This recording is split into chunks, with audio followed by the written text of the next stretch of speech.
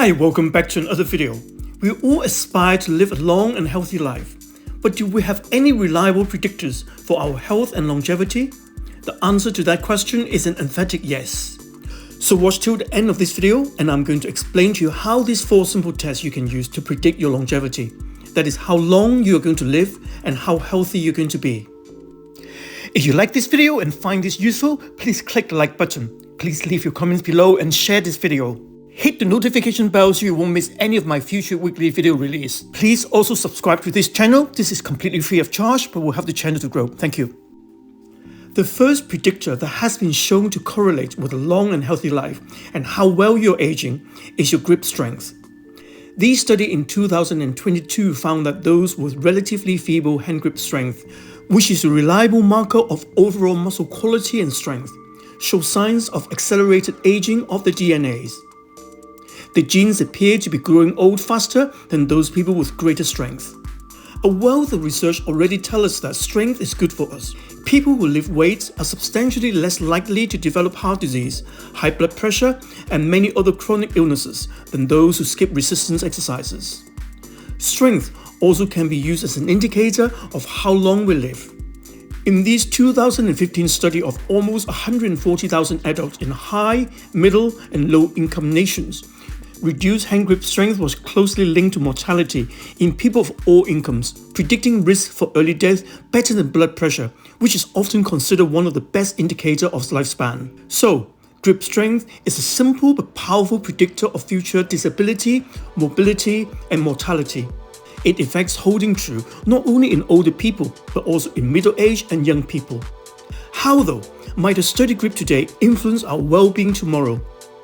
Well, grip strength is often called a barometer of aging. And it seems that the weaker your grip is, the less healthy you tend to be.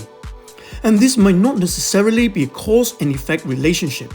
It might not be that you become unhealthy because you have poor grip. But poor health usually shows up as weakness, and grip can be a proxy measure for overall strength. You see, if I'm pretty strong all over my body, chances are that I'm going to have a pretty strong grip. And vice versa, if I'm weak everywhere else, I probably won't have a very good grip. Furthermore, a person doesn't just wake up one day and have a lot of muscle mass and have a lot of overall strength. Those results are the product of a lot of hard work, consuming the right diet, and consistent resistance training. And I think that's why they're so potent. More interestingly, this research here has shown that a weak grip is a big predictor of people who are going to develop health problems like Alzheimer's disease. So, measuring your grip strength is a key way to estimate how healthy you are and how long you're going to live. And the gold standard for measuring grip strength is to use a grip dynamometer. And the purpose of using this device is to measure the maximum isometric strength of the hand and forearm muscles. However, this is a pretty expensive piece of equipment and they have to be calibrated, and pretty much no one has them lying around. Fortunately, we can also evaluate our grip strength using dead hang, which involves suspending your body weight from an overhead bar with your arms fully extended. It is a fundamental part of many common hanging exercises, such as pull-ups, which requires a high standard of grip strength. Having a good grip strength is essential to be able to progress not only in hanging, but also in other kinesthetic exercises, where the use of a bar is required, such as front lever and muscle-ups. Basically, the strength of grip is the ability of the flexor muscles of the fingers to hold when we are hanging, without reaching to open. So the total time you hang from the bar in seconds is recorded. The Brockport protocol limits the maximum time as 40 seconds. And this is a good test for people who are in the 30s and 40s who can safely hang from a bar. But if you are over 50s plus, and not that many people can do it safely, I would suggest that you can try this test to measure your grip strength. This is an easy test to do. Simply measure your body weight and divide it by 10. So if you're 70 kilograms, then you're using a weight of 7 kilograms. So you hold a 7 kilogram dumbbell with one hand with your elbow bent, palm facing down with a straight wrist. Time how long you can hold the weight for. What I would say, a good grip strength is that you can hold it for 30 seconds or more. Many people will not be able to do that, and you would need to work on your grip strength. You can start by holding a lighter dumbbell for 30 seconds. and then progress to holding one equivalent to 10% of your body weight. And the second test for longevity is the BOLT test, or the body oxygen level test. This test is a practical way to measure your breathing volume, which can help to chart your aerobic fitness progress from your training. Performing the BOLT test is very simple and can be a great way to quantify improvements in your cardiovascular fitness. This is an important test as it tests the efficiency of the oxygenation and carbon dioxide system within your lungs and your blood, because many problems that affect our health significantly and cause early death are a result of problems with the cardiorespiratory system. If these systems are not functioning adequately, we cannot breathe properly and we cannot effectively transport oxygen to our tissues, and we are going to suffer in the long term. This test measures how long it is comfortable to hold your breath after you exhale. We're going to start off sitting comfortably, in a relaxed position, where you're going to first take a deep breath in through your nose, and then out through your mouth. At the bottom of the breath, that is your maximum exhale, you are then going to hold your breath, and you're going to do so by pinching your nose. So your lungs are empty, you're holding your nose, and you're not breathing. And the next thing we're going to look for is how long it takes before you get the first drive to breathe. That is the first urge for us to take a breath in. Anyone with a BOLT score of less than 10 seconds should be concerned, as they should work on their cardiorespiratory fitness. A lower score means your breathing volume is low and you're likely to be breathless when you perform a physical exercise. Most people have a score of 20 seconds if they do some moderate exercise daily.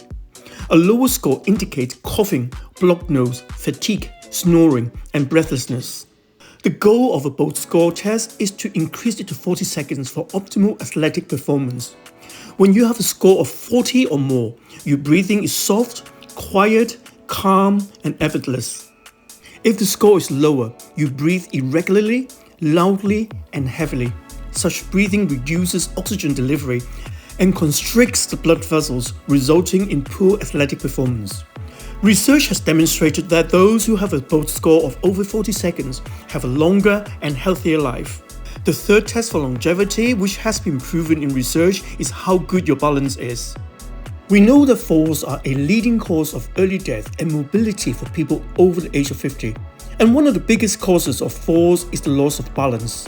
So the ability to balance on one leg may be able to predict the expectancy in middle-aged and older adults.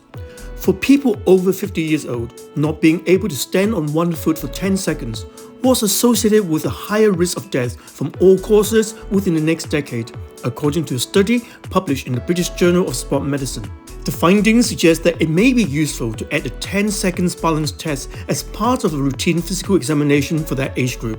So the way we test balance is to test how long you can stand on one leg using this single leg stand test, and measure the time you can stay there before you start to wobble and have to put your other foot down. If you are doing this at home, I recommend that you do this at the corner of the room where you have two walls near you, so if you lose your balance, you're not going to fall anywhere. So what exactly are we looking for? Well, research has shown that if you can get over 30 seconds of one leg stand on both sides, you are far safer than someone who can only get 10 seconds or less. You have a much lower chance of fall and a much higher chance of staying alive and healthier for longer. And the fourth and the last test is if you're able to sit on the floor and stand back up without using your hands. Well, you mastered two of the most basic physical skills, sitting down and then standing back up again when you were still in your diapers. But can you pass the sit down and stand up test? It is a longevity test devised by a team of Brazilian researchers and published their findings in the European Journal of Preventive Cardiology. And it is proven to be predictive of how long you will live, or to be accurate of how long you won't. This test was designed to provide a window into an older person's ability to function well and remain autonomous. But it is revealing for those who are over 40s, because it calls for flexibility, balance, motor coordination, and most importantly, ample muscle power relative to body weight. If you can't do it, your health and longevity may be at risk. The test is pretty simple. Just sit on the floor from a standing position without using your hands, arms, or knees to slow your descent. Then stand back up without using your hands, arms, or knees to help to push you back up. The study suggested that those who needed to use both hands and knees to get up and down were almost 7 times more likely to die within 6 years than those who could spring up and down without support. Their musculoskeletal fitness, as measured by the test, was lacking. And this aspect of fitness turns out to be very important. It is well known that aerobic fitness is strongly related to survival, but this study shows that maintaining high levels of body flexibility, muscle strength and coordination also has a favorable influence on life expectancy. So favorable that it's worth practicing for. I hope you find this test useful and help you to cloak yourself in muscles and strike out into a stronger, healthier future. Until next week, take care. Thank you for watching until the end. If you like this video, please click the like button. Please leave your comments below and share this video. Hit the notification bell so you won't miss any of my future weekly video release. Please also subscribe to this channel. This is free of charge but will help the channel to grow. If you're interested in improving your health and fitness or losing weight, if you suffer from or wish to prevent back pain, please take a look at my book, which is now available from Amazon worldwide. Thank you.